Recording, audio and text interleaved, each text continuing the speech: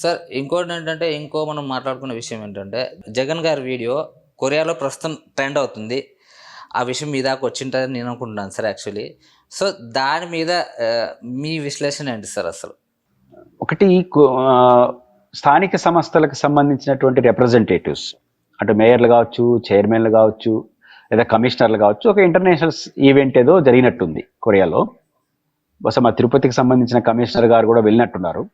ఏదైనప్పటికీ కూడా ఈ కమిషనర్లు అనంతపురానికి మేయర్ ఎవరు జగన్మోహన్ రెడ్డి కాలంలో జరిగినటువంటి స్థానిక సమస్యల్లో కావచ్చు, డెవలప్మెంట్ లోకల్ బాడీల్లో జరిగినటువంటి డెవలప్మెంట్, ముఖ్యంగా నాడు నేడు స్కూల్స్ కావచ్చు, వైద్యం కావచ్చు, డాక్టర్, ఇట్లాంటి కొన్ని ఈవెంట్స్ ని వారు ప్రజెంట్ చేయడం, ఇది మంచి కాన్సెప్ట్ కదా. జగన్ గారు తీసుకొచ్చారా, చంద్రబాబు గారు తీసుకొచ్చారా అనేది విదేశీ వాళ్ళకు సంబంధం లేదు.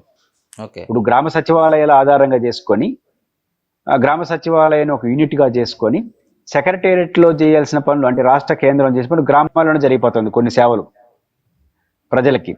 రెండోది, ఈ గ్రామ సచివాలయాల ద్వారా కరోనా లాంటి టైంలో కరోనా పేషెంట్లు గుర్తించడంలో వాలంటీర్ల యొక్క పాత్ర చాలా ముఖ్యంగా మనకు అనిపిస్తుంది.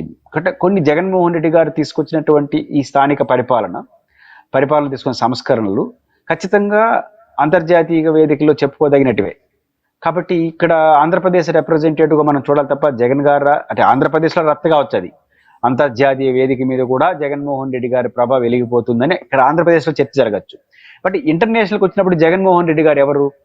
5 ఏళ్ల పాటు ఈ రాష్ట్రాన్ని పరిపాలించిన ముఖ్యమంత్రి. చంద్రబాబు నాయుడు గారు ఎవరు?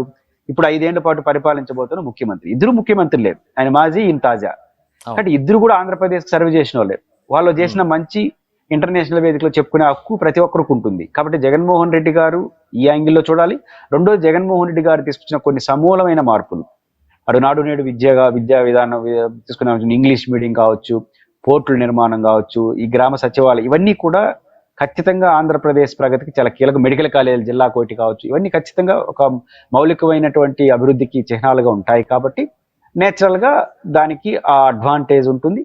సహజంగా ఇక్కడ రాష్ట్రంలో జగన్మోహన్ రెడ్డి గారి పరిపాలన అంతా బాగలేదని అధికారంలోకి వచ్చిన వాళ్ళు ఉన్నారు. కాబట్టి జగన్మోహన్ రెడ్డి గారి యొక్క జగన్మోహన్ రెడ్డి గారికి ఒక ఇమేజ్ ఇంటర్నేషనల్ ఉందని చెప్పుకోవడానికి ఇది ఒక అవకాశం దొరికింది.